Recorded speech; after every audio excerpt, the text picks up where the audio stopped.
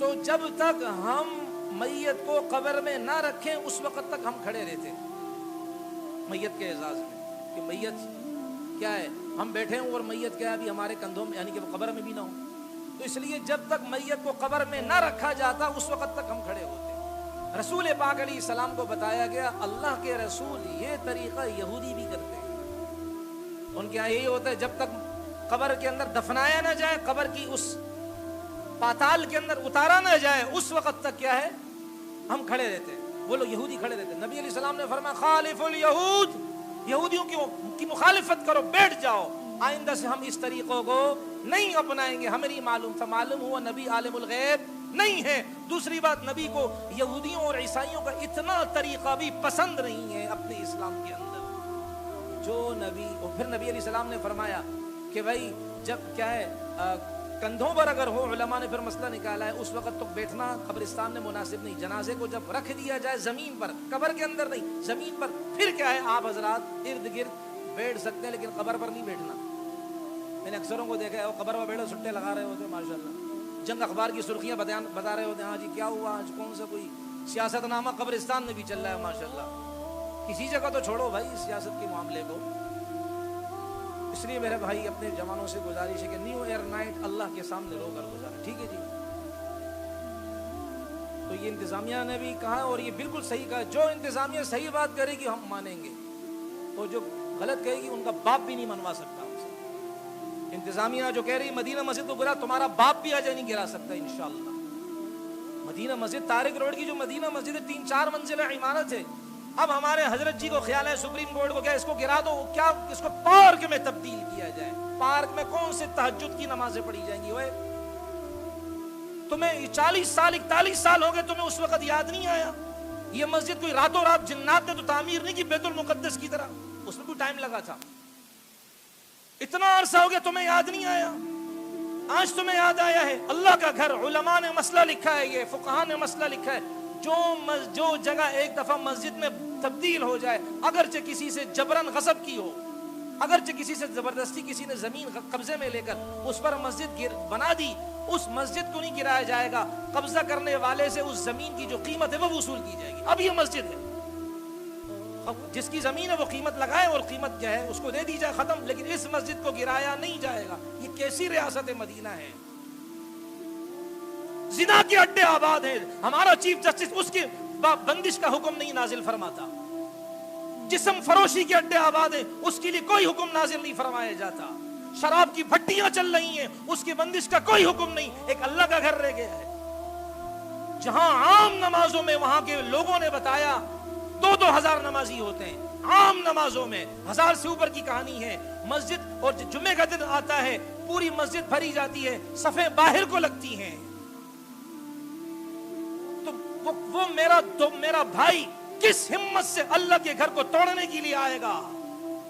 کیسے اس کی ہمت ہوگی؟ کل نبی علیہ السلام کو کیا جواب دے گا؟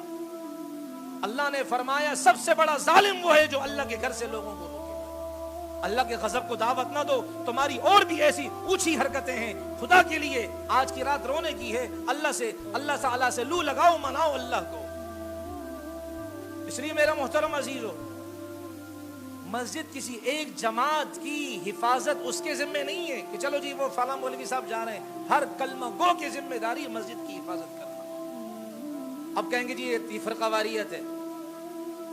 اچھا بھائی بڑے اچھے ہیں جی، اس کی مثال تو پھر ایسی ہے، وہ اگلی بات بھی فرقہ واریت والی اسی پر چشمہ کر دیں گے. اس کی مثال تو ایسی، مسجد میں خنزیر آ جائے، کتا مسجد میں آ جائے اور آپ کہیں کہ بھائی بھگاؤ اس کو، اور وہاں سے ہمارے میڈیا والے ارے مولوی صاحب فرقہ واریت کی بات کر رہے، کیوں؟ حضرت خنزیر صاحب کو بھگایا جا رہا ہے. تیرا ماما لگتا ہے رشتے میں وہ حضرت خنزیر. کہ جی فرقہ واریت کی بات ہو رہی ہے. یہاں قادیانی خنزیر کی شکل میں ہمارے ملک میں موجود ہے. خنزیر بھی اس سے اچھا ہے کہ اس نے نبی کی شان میں گستاخی نہیں کی. یہ خنزیر سے بھی بدتر ہیں. ہمارے نبی کی شان میں، سیدہ عائشہ کی شان میں، ابو بکر کی شان میں، عمر کی شان میں، سارے صحابہ کیا بلکہ اللہ کی شان میں گندی باتیں کرتے ہیں. یہ خود ان کے نظائر، ان کی مثالیں موجود ہیں، ان کی کتابوں میں لکھا ہوا ہے. یہ مرزا غلام قادیانی، یہ ان کا عقیدہ میں نے بارہا عرض کیا. وہ کہتا ہے اللہ نے میرے ساتھ صحبت کی ہے.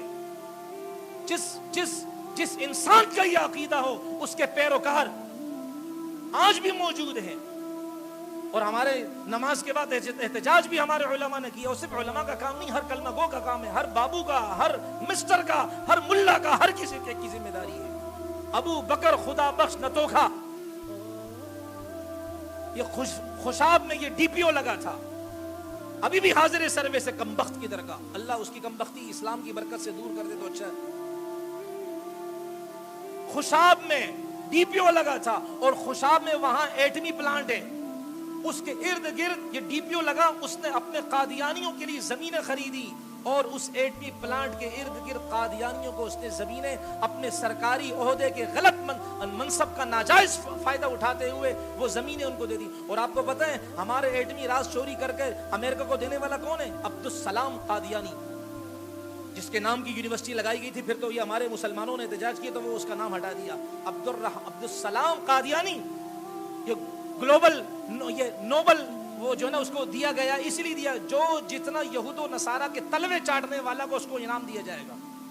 جو حق کی بات کرے گا، ٹیررسٹ، شدت پسند، دقیانوس، اولڈ سوچ رکھنے والا، اور جو ان کے تلوے چاٹے گا، دیکھ لیں آپ، پھر ان کو نوازا جاتا ہے نوبل انعام سے. یہ نوبل انعام ہے، نوبل انعام ہے، بیل. تو اس نے جو ڈی پی او بنا، اپنے قادیانیوں کو زمینیں الاٹ کی ہمارے ملک کے ایٹمی گھر کے قریب. اور پھر ایف آئی اے کا یہ ایڈیشنل کوئی عہدہ ہے وہ اس کو ملا. ایف آئی اے جو ہماری ایجنسی کی وہ ہے ملک کی، اس میں ایک بڑا اس کو عہدہ ملا. اور آج بھی یہ 6 جنوری کو 2022 شروع ہوگا، 6 جنوری کو یہ ریٹائر ہونے والا ہے. اور ہمارے حکومتی سرکاری لوگوں نے، جن کو آپ ان کی پاکی کی تذکرے کرتے ہیں نا، ہم کسی کو نہیں مانتے ہیں جو نبی کو نہیں مانے گا. ہمارا وہ ہے جو نبی کا وکالت کرے گا، چاہے ہمارا باپ کیوں نہ آ جائے. اگر نبی علیہ السلام کے دشمنوں کے ساتھ کھڑا ہوگا، خدا کی قسم ایک لمحہ نہیں دیکھیں گے اس کو. نبی ہے تو ہم ہیں بھائی. اس نبی کے لیے اللہ نے کائنات کو بنایا ہے. اور ختم نبوت کے نعرے لگتے رہیں گے انشاءاللہ. ان کی روحیں بے قرار ہوتی رہیں گی انشاءاللہ. اور اس ختم نبوت کے نعروں سے وہ روزے رسول میں آرام کرنے والے محمد پاک محمد عربی صلی اللہ علیہ وسلم کی روح خوش ہوگی، ہمیں دعائیں دے گی انشاءاللہ. 6 جنوری کو یہ ریٹائر ہونے والا ہے. اس موجودہ حکومت نے اس کے لیے باقاعدہ ایک کسی طریقے سے کیا ہے، چور دروازے سے 1 سال کی ایڈوائزری اور دے دی گئی ہے کہ 1 سال کے لیے نوکری اور کر سکتا ہے. یعنی کیا مطلب؟